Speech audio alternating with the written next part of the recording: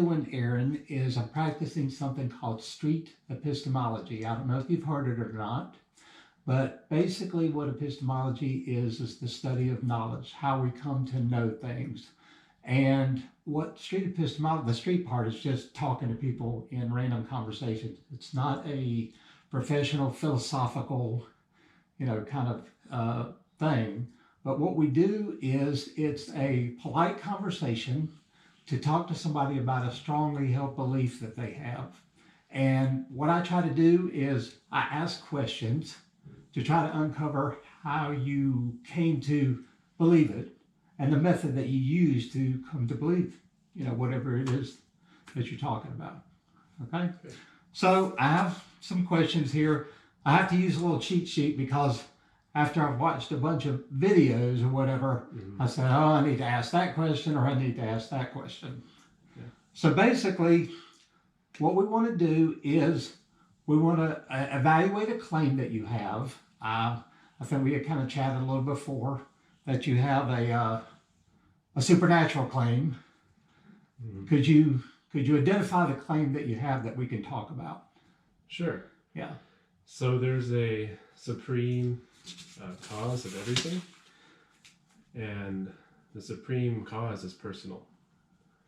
So there's just like I have a father and you have a father, and we have grandfathers and great grandfathers. So there's a supreme source of everyone, and that supreme source is a person.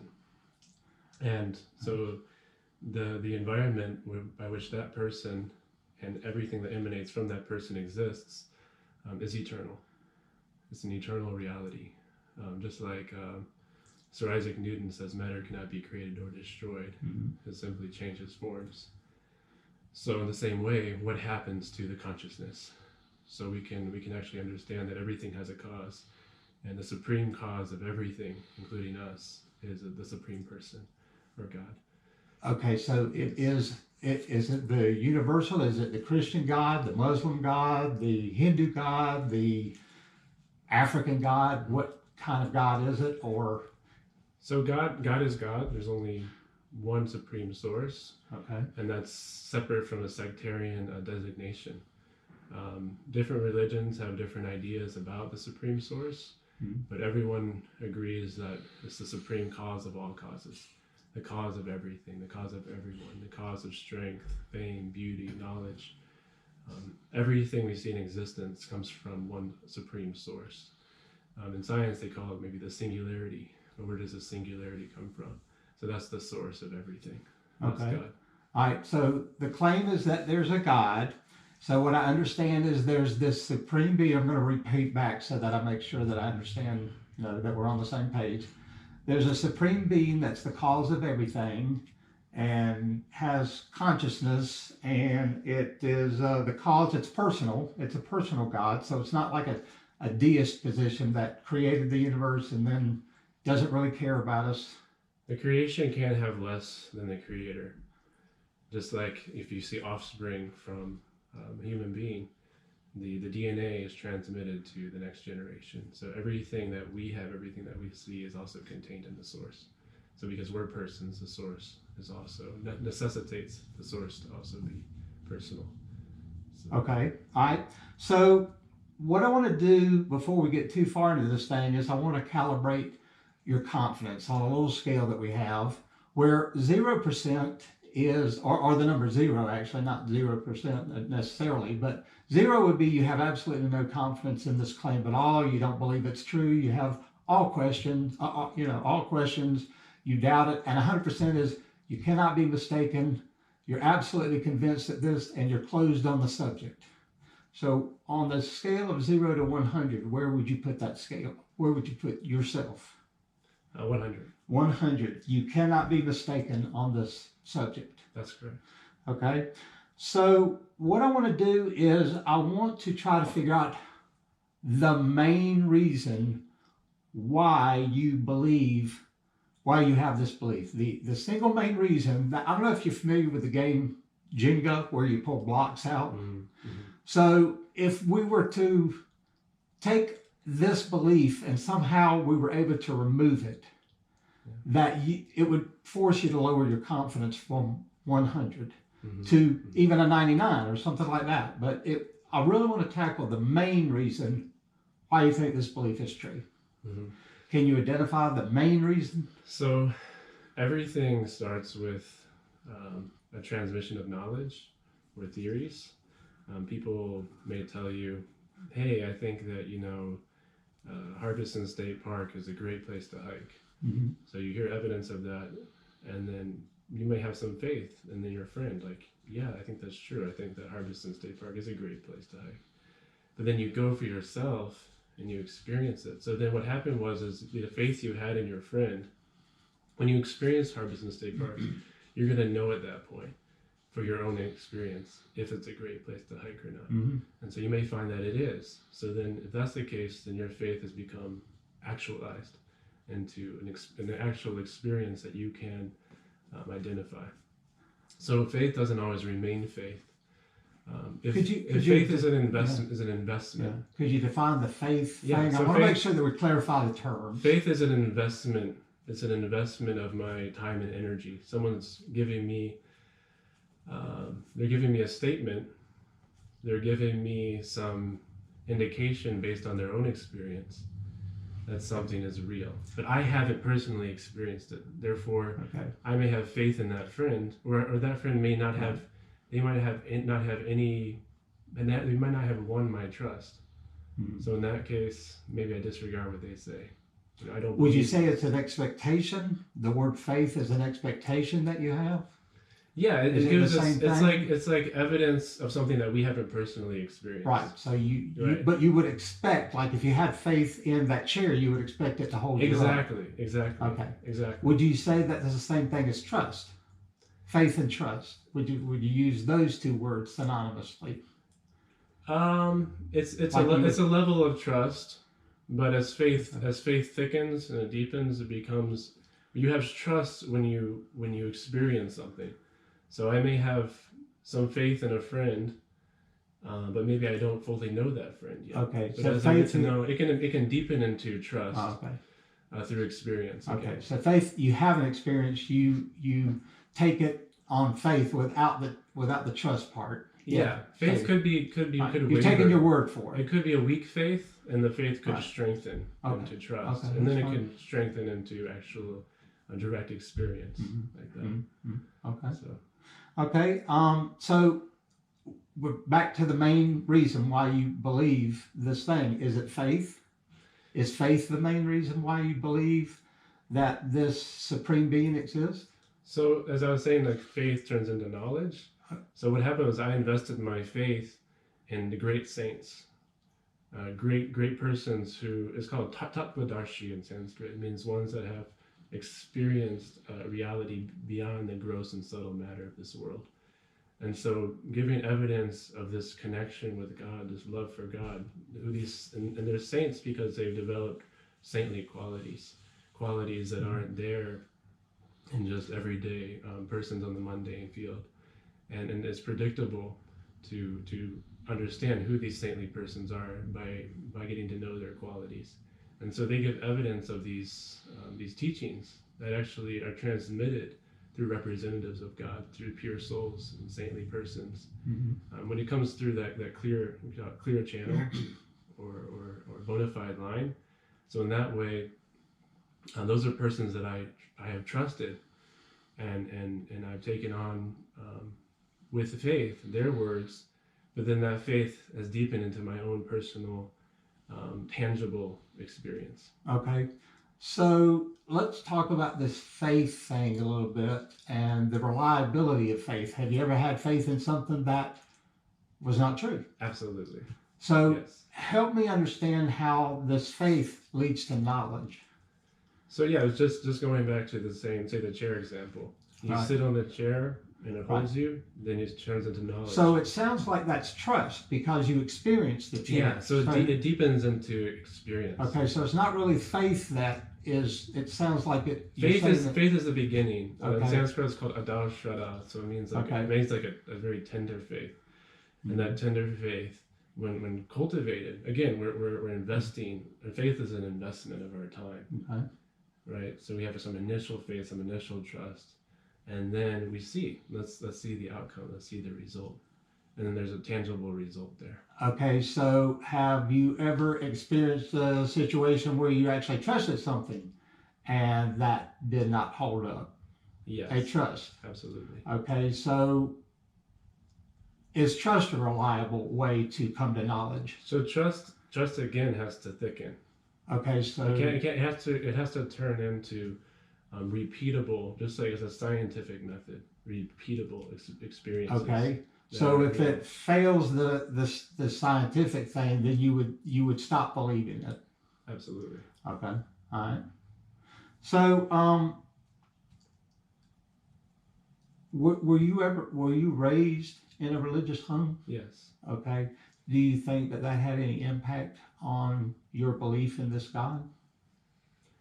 I would say so, because Jesus Christ was the Son of God. He was a great saintly person, and he lived through his example, through his life, and through his teachings about how to make that universal connection that transcends sectarian religion.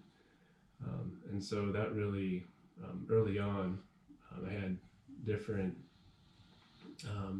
experiences in my life growing up, where I found that connection in my heart to be very fulfilling. But then in college, I had other experiences where I questioned God, so I became more agnostic, trying to understand, like, what do I believe, based on, as opposed to what I was just told as a child. So you started in a belief, and then you somehow pulled away from that belief for some reason. I needed to question again, like the epistemology you're talking about. Why do I believe why do I believe what I believe, and what is actually truth? The search for truth. So what did you decide about that when you kind of fell away? You just started back at a reset button? Exactly. Okay. So I didn't say that God exists or he doesn't exist. Right. But I said I'm a seeker of truth. Okay. I like that. I'm a seeker of truth too, and I want to know the truth, and so that's why we do this, street epistemology stuff. Yeah, that's wonderful. So then you had this little time out kind of thing, and how did you go about, or what things did you do to kind of pull you back into this faith? So I had different, painful experiences in my life, like all of us do, and I wanted to seek deeper meaning, but I didn't know if the deeper meaning existed. Okay. And so I was kind of at a point in my life where I wasn't going to invest my faith in anything supernatural, because nothing was really speaking to my intelligence. Okay. Because I gave up the idea about blind faith. I think blind faith is not adequate. We have God-given intelligence, and we should use our intelligence. We shouldn't accept things just blindly. And so when I was introduced to this ancient culture of Bhakti Yoga, from the most ancient spiritual scriptures in the world, it really amazed me. And at first I just had interest and curiosity. But as I got to know the teachings, reading some of the famous texts like Bhagavad Gita, which like Albert Einstein read every day, Henry David Thoreau, Ralph Waldo Emerson, Oppenheimer. It's a very famous spiritual text. It goes back thousands of years. Reading some of these Vedas in Sanskrit means knowledge. It really sparked my curiosity. Was that what convinced you? No, that was Bhagavad Gita. That was part of the whole picture. But really, just like it says in the Mahabharata, the great history from the East, it says that true religion is found in the hearts of those who know and love God. It's transmitted from the Tattvadarshi, those who have seen the truth.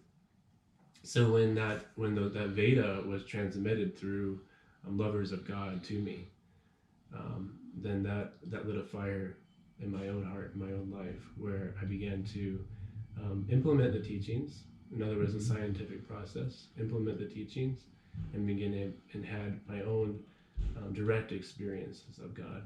And every day I experienced God. So what led you, your personal experiences led you to believe that these things that were written in the book were true, or whatever? So based on my logic, based on my intelligence, based on the intelligence and logic of others, from these most ancient, beautiful scientific literatures in the world, the Vedas, Mm-hmm. and then based on my own experience. So at every level, logic, intelligence, experience, and others' experience, and then seeing the fruits of it in others and in myself, actually witnessing what became of that investment and how my life became transformed. Mm-hmm. Okay. I think that, can you think back, well, we kind of discussed this a little bit, thinking back to when you did believe or you took that time out, and it was reading these books or whatever that kind of brought you back into believing these things. That was part of it. What else would be part of it? So the written is called Smriti, and then the Shruti, it comes from again those persons that are living these teachings, and that's when the transmission really happens. And actually, if you look at any type of body of knowledge, that's how people learn. The people learn by, for instance, in optometry, you learn from other optometrists because they teach you. Again, there's a whole history and their whole experience there. Mm-hmm. So in every field of knowledge, whether it's a doctor, a lawyer, anything, a scientist, whatever field, you learn from those who are experts in the field and those who have gone before. There's a whole history of knowledge, a body of knowledge that you learn from. How did you test these beliefs to make sure that they were true? That they, like, obviously we can do scientific tests on ophthalmologists and doctors and make sure that those things have a reliability component to them. So I'm trying to figure out how you test one level of reliability. So there's 3 ways of knowing what we know. And the first way is called pratyaksha. That means direct experience. It means we have 5 knowledge acquiring senses.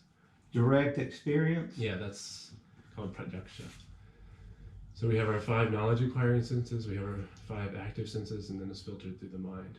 And then we also have our intelligence, which is the planner. So the mind is perceiving. Intelligence is the second one? Intelligence is a planning mechanism. We can look into the future, like based on our own knowledge we've acquired, we can plan into the future.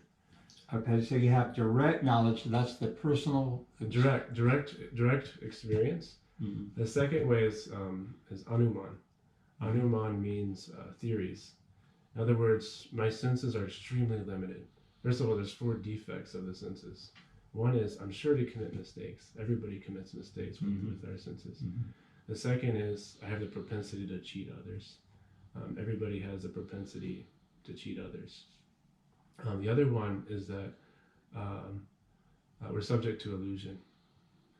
In other words, sometimes we think something is real, but it's actually not, it's false. And the fourth one is, let's see, imperfect senses and sure to commit mistakes, subject to illusion, and propensity to cheat others. So those are the 4 defects of the senses. Okay, 4 defects of the senses. So since there's 4 defects of the senses, the pratyaksha or direct method isn't sufficient because we're extremely limited. Probably actually the physicists are now saying there's good evidence to indicate infinite universes. There's good inference for infinite universes. Now ours being completely tiny, like even in this small city of Columbia, South Carolina, we can only detect a little fraction of it with our small senses and intelligence like that. But think about this universe, or thinking about infinite universes, or thinking about things beyond that. So we can only perceive. If this is what we can perceive, then this is reality, way up there. So because of that, anuman is the theorizing process. It means that we have, they call it scientific theories or educated speculation. It's, in other words, it's theories. It's speculation. It's not something we directly perceive. We trust others' ideas, things that go on in their head. They put so and so together. And one year they're saying that this is the newest scientific theory. And then 2 years later, they switch it around. They say, oh, no, this is the new scientific. But that would be a good thing, though, right? Because we're actually changing as the evidence comes available. Yeah, to a degree, but still. Because you wouldn't want to trust something if it. No, but still, it's faulty. Because of the 4 defects of the senses is faulty. And we want to know the truth. So many of these theories and these speculations ends up to being false. And even if we do theorize correctly, we don't always know which ones are correct or which ones are false.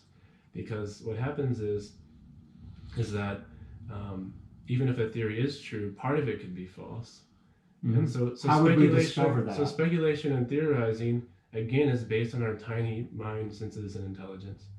And honest scientists that I've met when I was in college, they would say, we don't know very much. We really don't know very much because we're so limited. Mm-hmm. So actually, beyond these 2 ways of acquiring knowledge, the best way to acquire knowledge is known as Shabda Brahman. Which is? Shabda means hearing from those who have knowledge. How can we trust them that they know the knowledge? Okay. So we already gave an example of approaching an optometrist if you want to learn about optometry. Mm-hmm. So when you get into the spiritual field, it's a whole other science, and it's more complicated than the most complicated mundane science in this world. It's extremely complicated, and it also speaks to the purpose of who we are, who the soul is, what the goal of life is, what is love, a subtler energy. When you come to the spiritual plane, and you start inquiring on that platform, it comes to a whole nother level of knowledge. In Bhagavad Gita, it's called Raja Vidya. It means the king of knowledge. So in this field, once you enter this, you start to learn about who is a legitimate spiritualist and who is not. So how would you know that? There's qualities. There's genuine qualities that develop in saintly persons. And also their experience transmitted to you and your own direct experience. Why would you believe their experience? Well, you have faith in them. Like, for instance, I choose, so everybody has faith because of our limited mind and intelligence. Everybody has faith. I would say I don't have faith. I would say that I have trust. Yeah, so I put my trust in things that I can show that are reliable. That's what I trust my wife, whatever, because it's been reliable. Right, so it's been reliable for you, exactly. Right. So therefore, you trust others, and you trust different systems and processes because you've experienced it to be true. Okay, so these spiritual masters, if you will, yes. How did they show how did you create your trust in them? What did they tell you about the spiritual world that makes you trust that there is even a spiritual world? So as opposed to people generally that we trust in this world, who have the 4 defects, spiritual persons, although on the material plane they also have the 4 defects, but what they do have that a regular person may not have is they have godly qualities. How did you conclude that? It takes time. It takes time. It takes education. It takes being in that field and realizing. Like one of the symptoms is kindness to every living being. If somebody says that they're a spiritualist, but they eat a hamburger for dinner, they're not a spiritualist. It's just like stupid is as stupid does. Love is what love does. You can't fake love. You can't fake compassion. When you get to know a genuine person who has developed these godly qualities in their heart and lives them every day, you start to get to know these qualities. And I see, just like you trust people in your life, mm-hmm. I also trust people. And these people, as opposed to the cheaters of this world, the cheaters and the cheated, they're saints. They have saintly qualities. And I've got to know them over time. And people, just like we get to know and trust people based on referrals, references, based on reviews. Because when you start to enter these circles, things aren't hidden. Mm-hmm. Just like when you have a black spot on a white cloth that stands out. So a person claiming to be a person of God, when they act against what a godly person does, they're a false person. I'm trying to get back to the whole kind of thing that I'm trying to figure out is how you even got to the God claim. So you're saying that this person is a person of God, yes. But I'm trying to get back into how did you even conclude that there Yeah. was a God and that this Yeah. person is even a godly person. So the Vedas are extremely impressive. The And, books? yes, they're extremely impressive. And again, the Smriti, the written, and then the Shruti, those who come from the great saints and sages, who is very consistent. The whole thing is very consistent. Does something that's consistent make it true? Not necessarily, but in this case, it speaks to the intelligence and to logic. Do It's those more- things it's- make it it's true? It's more logical. So I'm saying from the very beginning level. Again, you have to realize that there's different levels of discovering the truth. Mhm. So from the very beginning level, you're investing faith. From that level, you can use your intelligence and logic, and then you can find those that you trust, and you seek knowledge from them. Just like we gave the example of the optometrist seeking knowledge from another optometrist, someone in optometry school seeking Right, knowledge. right. So in the same way. So again, there's different levels. It starts with our logic and intelligence. Do those things make it automatically true? I mean, the fact that somebody can have logic and intelligence, does that make them have the truth? How does that have the truth? I guess one question I have is I need to kind of pull back and find out what your definition of truth is. That's the beginning phase. The beginning phase is when you use your intelligence to place your trust in a particular way of life. When you begin engaging in that way of life, you enter into that educational, that practical field, so to speak, like entering into the laboratory.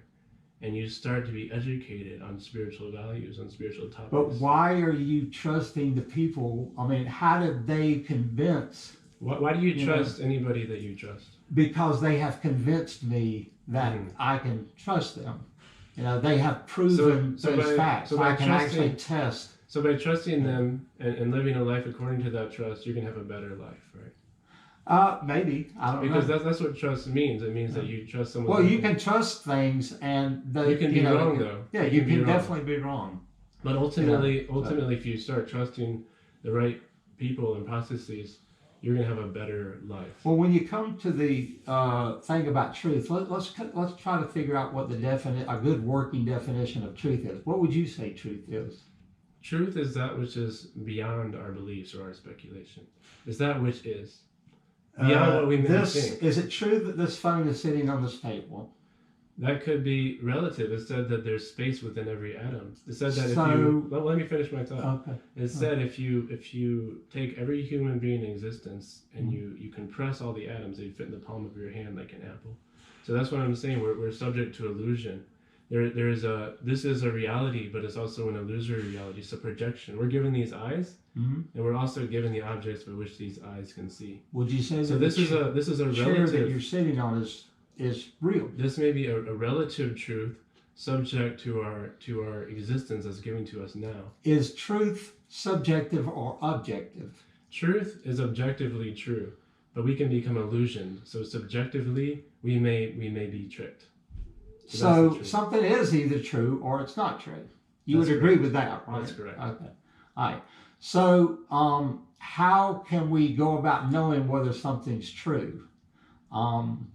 Like if I said, I know this phone is on the table, or I know that the light is green, that it's safe for me to go. How would I, in those examples, I think that one way to know it would be what I call predictive power. Like if that light was green, the people around me should be going, the people on the other side should be stopping. The predictive power of whether a proposition comports to reality. Yeah. Would you agree with that? So actually, this is the nature of illusion. The nature of illusion is that we take that which is temporary, as which is illusory, as being permanent. So actually, there was one great saint who asked another great king, and he said, "What is the most wonderful thing in this world?" He said, "The most wonderful thing is that every moment people are dying, but due to illusion, we forget we're going to die, and we think we're never going to die." Is that the way that you, work on a daily basis? You trust the fact that the light turned green, and you can trust that, right? This world is given by God, and we can utilize it for self-realization, or we can use it to harm others and ourselves and lower our consciousness. So back to the God thing, you keep, bringing that up. I'm trying to figure out what convinced you that there was a God. Well, again, I'm going to start with the initial process, which is logic and intelligence. It makes a lot more sense. All right, it doesn't stop there. It doesn't stop there. But from the beginning level, what I'm going to speak to is the logic and intelligence. It makes a lot more sense to believe that everything came from something rather than everything came from nothing. It makes Who says everything came from nothing? Let me finish my thought. Oh, it makes a lot more sense to believe that persons came from a supreme person. Then it makes sense, because the definition of God, remember, is a person from whom everything emanates. Everything in existence. And we all realize that everything has a cause. Mm-hmm. So either the supreme cause is impersonal or the supreme cause is personal. Because everything is directed in this world. Just like scientists, one particular famous scientist, I don't remember their name, they said that one cell in the human body is as complex, more complex than New York City. Another scientist said for things to come about randomly into the order that they are, it's like having a tornado go through a junkyard, and on the other side you get a 747 jet. So does the complexity of something, is that what convinces you that there's a God? From the beginning phase of logic and intelligence, it takes a lot more faith. It's a lot more unrealistic to believe that everything came from an impersonal source and was random than to believe that things are directed and that there is an intelligent supreme source. It takes a lot more faith to believe the opposite. Either way, it takes faith from a beginning phase. Well, again, once we develop trust, and we trust the great saints who have been given the consistent message throughout all time. Again, the Vedas date back thousands of years, and there's an unbroken chain of great saints who have actually lived the teachings and given it purely. Now there's others, there's charlatans, there's cheaters who take it and they convolute it based on their misusing that which is pure. Just like a scientist may take the scientific process and not follow it properly. So they get a botched result. Do you think that when you talk about it takes a lot more faith to believe something, that everything came from something and rather than everything comes from nothing? Absolutely. Would you say that it's a good thing to believe things that can't be demonstrated? How could we demonstrate this God? Because remember, if we just base our reality on what we can directly perceive with our tiny mind and senses, we are limiting ourselves greatly. There's so much. Again, imagine reality that we can perceive, and this body is like this, and the truth goes up to the sun. How did you conclude that there was more than what we have? How did you conclude that? More than what we can identify. Yeah, with our more mind than and what senses? we can identify in our ability to, use our empirical senses.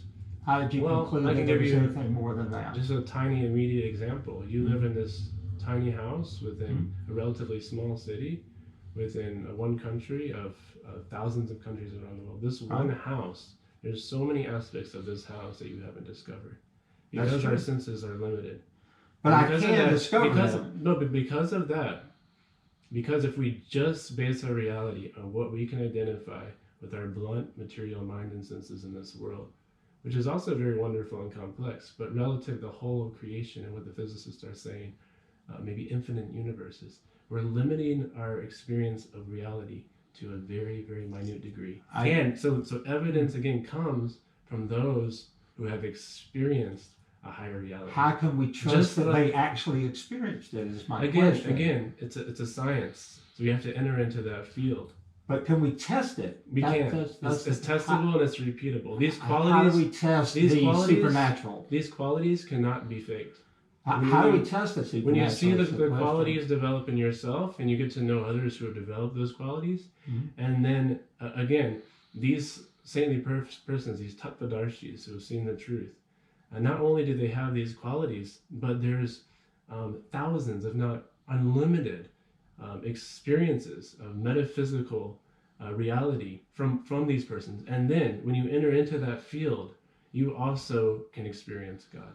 You also can. How did you test it, though? Is the question. You can't test trying it. to get back to You can't how did test you it. conclude it was true? You can't test it with the blunt material mind and senses. Then how did you come to believe it if you can't test it? Because you can experience it for yourself. Can personal experience be incorrect? Can you misconstrue that? It's personal not any experience? less incorrect than saying the cell phone is on the table. But I can test the cell phone. How can we the test? physicists then say that maybe what you're seeing isn't exactly the case. But It's I can the same- ask other people to. I can ask other people. Just to like we figure it out. identify with this body, we think we're this physical body, but we started as a little boy, and then we reached a young adult, and then we get to be an old man, and then we die. So in every phase, we identify ourselves with that temporary body. But the conscious force, with scientists, they can't even discover the very beginning version of what is consciousness. They're trying to delve into the field of consciousness. We may never know that. But what is this observer? This person that's observing through every phase of the transmutation of the material energy. What is that energetic force? Sir Isaac Newton said, matter cannot be created or destroyed. It simply transmutates into different forms. So what is that conscious? Who is that conscious force that's identifying with the body at every Why did you phase? say who instead of a what? What is the force behind the universe? Is that what you're kind of talking about, the force? I'm talking about the conscious person who's observing and who's making claims. It's like you're making, like me. You're making a claim. You're making a claim about what you're observing in this world. Right. So just like I can say the same thing to the person making a claim. How do you know that's true? Right. In the same way, because of your own experience in this world. So I can tell you firsthand, based on the mercy of great souls that I've connected with, based on this spiritual practice, that the subtle spiritual experiences you could have are way more vivid than the experiences on the blunt material platform. Do those experiences mean that they're true? It's not any less true. How could we test them? Relative, you test them, but you're following the experiment. But see, those who will not place any faith on the metaphysical, they won't actually invest in the experiment. And the experiment is very subtle science, and one has to actually, just like if you're going to inquire to learn optometry from an optometrist, you have to be humble and inquire from that person and learn the science. But an optometrist, you would agree that they can actually demonstrate that what they know, that they can do what they say they can do. There's fruits of their work, meaning they can make your vision better, they can heal your eyes. Mm-hmm. So in the same way, there is tangible fruits from following purely a genuine spiritual practice, a genuine spiritual teacher. There is fruits non less tangible, but even more tangible and more meaningful than those things of just the temporary material body. So how speak to who we are, who is the observer, seeing the different changes of the temporary body. Who is that force that scientists cannot even begin to detect? So are we going to limit our reality? So that's the question I want to ask. Are we going to limit our reality to this tiny little space-time experience in this temporary small body with very limited mind and senses subject to 4 defects? Or are we going to maybe, if we can open our hearts and see that there are persons... I'm open to anything that's testable. There are persons, this is testable, but one has to... How can we test it? So there's a way to do it, and it's there in the Vedas. There's so a whole scientific it's in a book. We can use the book to test it. Again, just like in medicine, you have the books and you have the teachers. You have those who experienced it. So the same way for spiritual. But we can be able to repeat the experiment. Repeat the experiment, but it's a subtle science, and it's one based on a subtle science of the heart. Because seeing that we're so small, and we're so subject to illusion in this world, because of that, there's a way in which we can approach higher knowledge, but it has to be given to us. There's one saying that the infinite reserves the right to reveal himself to the infinitesimal. So we can't ever demand for something so vastly broader. Persons don't realize that there's reasons for suffering in this world. There's reasons for incongruency. It's all there. There's a whole science of cause and effect that's there. And so they conclude that it's simply a random atoms moving about the universe. But actually there's a whole science that we can't see. Just if we're trying to look at a jigsaw puzzle and we get stuck on a couple pieces. But if we look from a bigger angle, we can see, wow, I can now see the full picture. I see how things fit together. So this spiritual science, again, comes from learning about those who have a higher vantage point of knowledge. And it's non-less tangible, it's non-less of a science than any other science. The difference is that one has to become qualified. It's just How like does that happen? It's just like to attain a high security clearance for the U.S. military. You have to be vetted, and you have to ultimately receive that clearance from higher authority. In the same way, the infinitesimal living entity, the very small living entity, cannot demand to see God. There's a reason why we cannot see the metaphysical with our blunt material mind and senses. Why is that? There's a reason we're in illusion.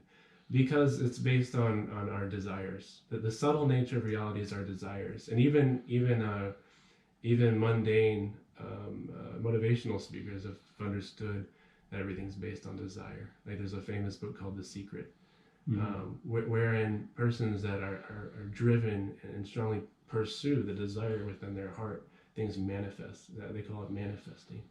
Because the idea is that things don't manifest randomly.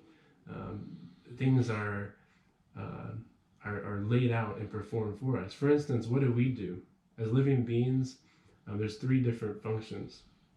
Thinking, the mind that thinks thoughts. Feeling.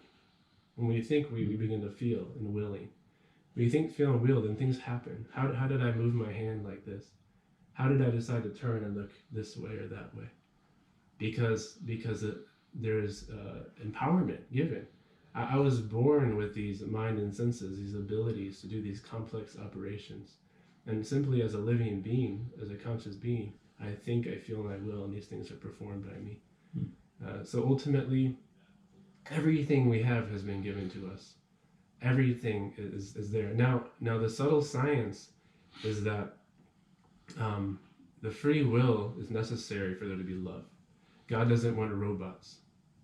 God doesn't want robots. God could have robots who simply, at his whim, did anything he wanted. But because God has everything, there's only one thing that he wants from each individual Atma or soul. So that is love. Just to clarify, the God is, you believe the God because of these spiritual leaders. Is that what I'm hearing you say? You believe in God because of these spiritual leaders. 3 methods. There's 3 methods: logic and intelligence. Okay. Teachings that go back to the beginning of time, that are timeless, and then a lineage of great saints and sages that also go back to the beginning of time. And then the 4th method, is my own experience of God. Can your experience be incorrect? Your own experience? Can you misconstrue reality and actually be believing in something that's not true? Is that possible? My experience is no less real and is more vividly real than this cell phone sitting on this table right here. How did you conclude that? Because of the transformation of the qualities within my own life, my own heart, and also me directly being able to actually see God every day.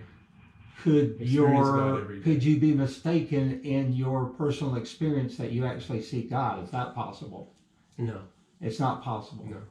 How did you conclude that? Because that's the gifts given from this practice, the scientific practice. If another person came up to us and said that they experienced another entity that was actually different than your entity, and they had the same explanation, how could I tell the difference between what they were saying and what you're saying? They're saying that they have another. There's one supreme. It's not the same God. There's one supreme source who is called Shakti Mam. He possesses all potency and all powers, and sometimes he reveals himself in different ways to different peoples at different times. This person is not limited like we are limited. Yeah, but let's say that it's a completely different, not even that entity. It's not different. There's one supreme source. Doesn't matter if you call yourself a Jew, a Muslim, a Hindu, a Christian, a Sikh, a Jain. I know There's one supreme source. I know that's a claim that you're making. No, there's a source. How can we prove that? No, we know that that there's a source for everything. How do we know that? Everything we experience has a source. Do you know of anything in existence in your experience that doesn't have a source? Does that get back to the cause and effect that you're talking about? Everything comes from somewhere. I would agree with that. Okay. But how come it's a God? Well, God simply means that from which everything emanates. So we could just say the universe. Source of all potency. Let's assume that. No, the universe also comes from somewhere. Hypothetically, let's say that the universe just is, and that there is no God. But that's very illogical. Why would that be illogical? Because we never experienced that. I mean, just because we haven't experienced. Remember the tornado going through the junkyard and the 747 comes out? Have you ever experienced that? No, but that's not exactly the same. Another scientist said if you take all the letters in the alphabet, you take a bunch of letters, say like 1 million letters, and you throw them up in the air, and then it comes down as the Encyclopedia Britannica. Yeah, that's about as likely as the directed and intelligent nature of this world. So it would be the complexity of the universe is what makes you believe in a God.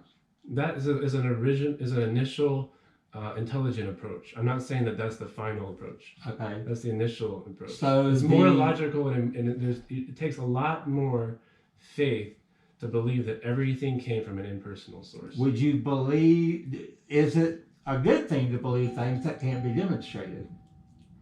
How could we demonstrate God? You have to enter into the subtle science. How would you go about? You have to perform the experience. It's something each individual Atma soul has to awaken in their own heart. So how did you get awakened is the question. Through following the great souls. Mahatmas. Why did you believe the great souls? Because for every level it makes more sense, and also I trust them. The cheaters of this world who are driven by pride, false ego, and lust for personal gratification, I choose not to trust them. I trust them at maybe different levels for different topics within this material energy. But when it comes to higher topics and higher purpose and meaning, I trust the great saints. Those are the persons I trust. Okay. All right. Can be demonstrated over time. Let's kind of move on a little bit. Is there anything that would increase your confidence that this God exists? Anything that would increase from where you're at now? Anything that would bolster? Well, the nature of love for God is that it's always increasing. So the bliss and the happiness can increase in that relationship. And so I have experienced that just like a loving relationship forms and thickens, and we experience that. We experience that in this world, like say through our pets or through our spouse or our friends. So in the same way, the connection with God. Yoga actually means to connect. And rilagare, religion comes from the Latin word rilagare, means to relink. And so the essence of religion, beyond form, beyond all the frills and different claims to be persons of God, the essence is a thickening of a loving connection with God. Is there anything that would lower your confidence? In other words, if you could discover that the method that you were using to come to these conclusions, that you came to realize that actually these books were incorrect, or the people that you put your trust in was, falsely put, would those kinds of things lower your confidence that this God is real? When you have a vivid experience and you have a genuine connection with somebody, you have an experience that's incorrect? The only way that you can give that up is if you are put back into illusion, darkness.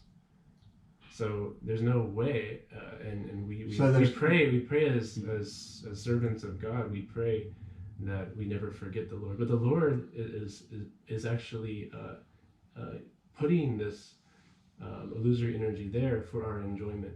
It's actually a blessing on us, so we can attempt to enjoy separate from our eternal identity as loving servants of God. So there wouldn't be anything that would lower your confidence, unless the Lord put the veil of illusion on me.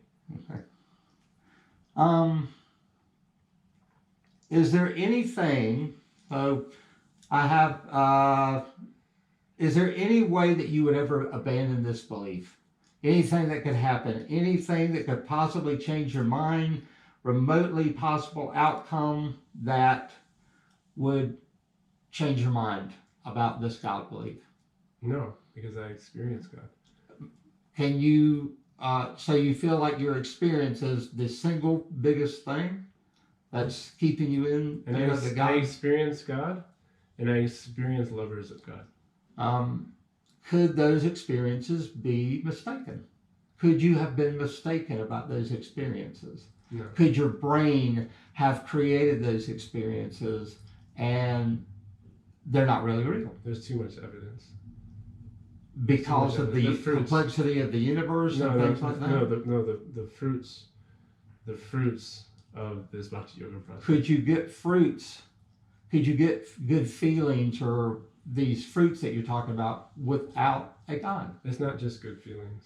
Okay, well, what are the other fruits? So the fruits, again, I spoke about the qualities of saintliness that cannot be faked.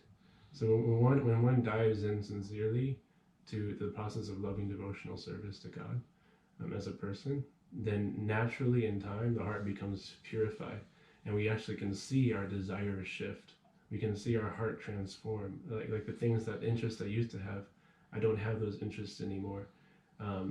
Like for instance, feelings of loneliness disappear, depression disappears, feeling of being separate or lack of fulfillment disappears. It's just like some people may say, well, how do you know that food nourishes us? Mm-hmm. Well, when you put food into your stomach, your whole body feels the energy being transmitted from the digestion process that's happening as the body becomes nourished by that food. So in the same way, when somebody engages with sincerity in the process of Bhakti Yoga, this would be the spiritual process, then naturally these qualities of kindness and generosity, selflessness, inner fulfillment come. And also we begin to awaken our spiritual nature. Everyone actually has a spiritual nature. And how did you conclude that everyone has a spiritual nature? So there's theoretical teachings of coming from the most ancient spiritual texts in the world, and a lineage of great saints and sages going back thousands and thousands of years.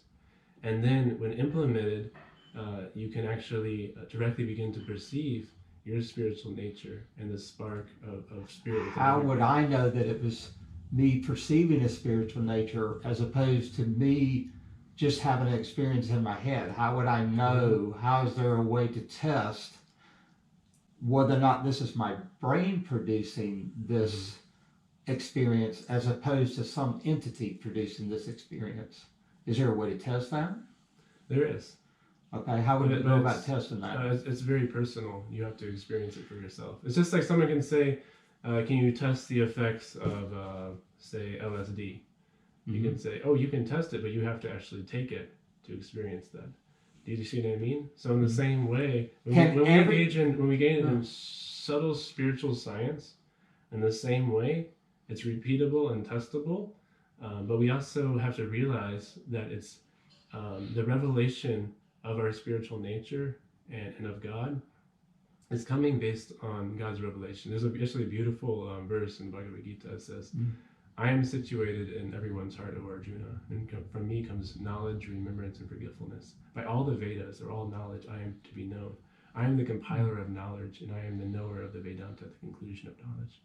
So this, again, just like everything is given to us, like I was expressing how we came into this world with these incredible eyes that these optometrists, they study for their whole life, and they still are just amazed at the complexity, and they're trying to realize how these lenses view reality like that.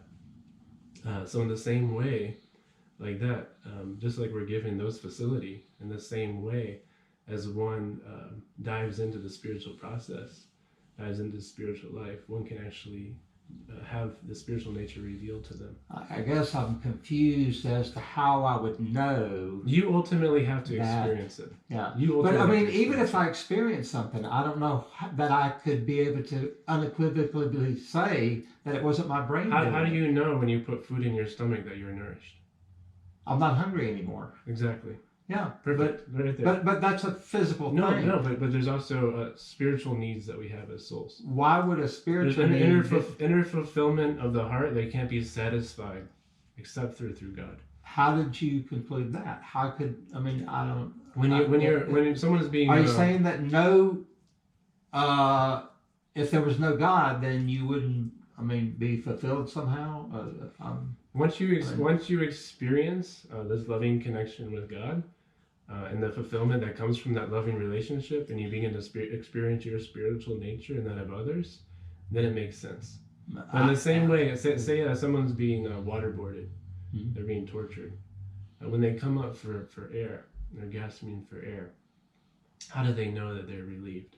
Well, because it's exactly so. So there's a subtle science of spiritual life, and that can be how would you know that God even did more vividly. How would you know that God was responsible for it, as opposed to just a physical process in the brain? How could we know that? That's the question that I have. How would we know that we weren't delusional in thinking that there was a God doing it as opposed to our physical brain do it? No less than any other experience that you have. Actually, God is more vivid in experience. Again, we can see. But we God. have no way to test. We can see God. We can see God. We can speak to God. We can see God's hand in our life, and we can see the effects of following the great sages, the great saints, and we can see how our life becomes transformed. We can feel the inner fulfillment, and also we can. God is a person. If God chooses, God can be before you, and He can shake your hand. There's actually many instances of God directly speaking and engaging with the living entities. God, just like we're speaking before us, you can speak directly to God. I wouldn't have any way to show that. But you have to go. You have to do the experiment. You Mm-hmm. actually already have a personal connection with God, but it's been covered. The soul actually comes from God, the Supreme Father of all. We're all children of God. Every single living entity in existence has an intrinsic connection with God. It can be reawakened, and it can be directly experienced. So how could we distinguish between God's presence and God's absence? How could we know whether there was no God or whether there was a God? How would we know if there was no God? If there was no, hypothetically, if there was no God, how would we know that today, right now? That's like saying, how would you know if you had no mother? Well, we know that we have mothers. Exactly. So some persons in illusion don't know that they have God, but actually we do have God. How would we know that we have a God? I know I have a mother. I can prove it. And I know we have God. How can we demonstrate it? I told you have to have a security clearance. Oh, so you can't force your way onto God. Okay. You think the reason we're in illusion for a reason.